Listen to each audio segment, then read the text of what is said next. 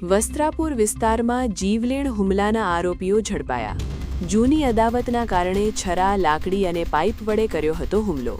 ફરિયાદી અને તેમના મિત્રને ગંભીર ઈજા પહોંચાડનાર 5 આરોપીઓ ઝડપાયા। વસ્ત્રાપુર પોલીસની સફળ કામગીરી સામે આવી।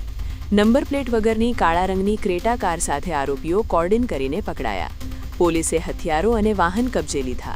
ઘટના 14 ફેબ્રુઆરીની મધરાતે વસ્ત્રાપુર તળાવ પાસે બની હતી।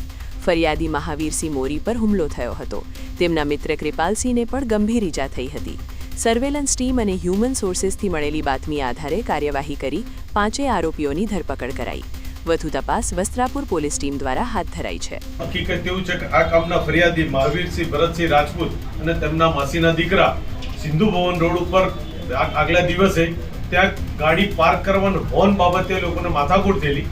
તેની અદાવત રાખી આ કામના આરોપીઓએ એક સમથીન ભેગા થઈ અને વસ્ત્રાપુર તળાવ આગળ બોકાળા પર બેઠેલા આ કામના ફરિયાદી અને તેમના માસીના દીકરા ઉપર એક પ્રકારનો હિચકારો હુમલો કરી અને આ ગુનાનો અંજામ આપ્યો હતો। આ ગુનાની હકીકત એવી છે કે આ કામના જે આરોપીઓ છે એ જે સિંધુ ભવન રોડ ઉપર જેમની બીના બની હતી એની અદાવત રાખી અને હુમલો કરવામાં આવ્યો અને જેની વિગતવારની ફરિયાદ લઈ અને વસ્ત્રાપુર પોલીસ સ્ટેશનમાં ગુનો દાખલ કરી અને વસ્ત્રાપુરના પીઆઈ આ બાબતે તપાસ કરી રહ્યા હતા।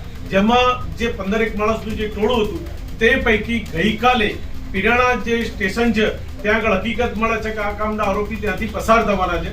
તો ડિસ્ટા પીએસઆઈ અમારા જે ગઢવી સાહેબ છે હકીકત મળતા આ કામના આરોપી પરેશ, સુનિલ, ચહેરા, જયેશ અને મોન્ટુ એ ક્રેટા ગાડીમાંથી નીચે ઉતારતા પૂછપરછ કરતા આ કામના આરોપી છે તેવું જણાતા તેઓના ગુનામાં લાઈ અને અટક કરવામાં આવેલ છે અને જેની હાલ તપાસ વસ્ત્રાપુર પોલીસ સ્ટેશન ચલાવી રહી છે।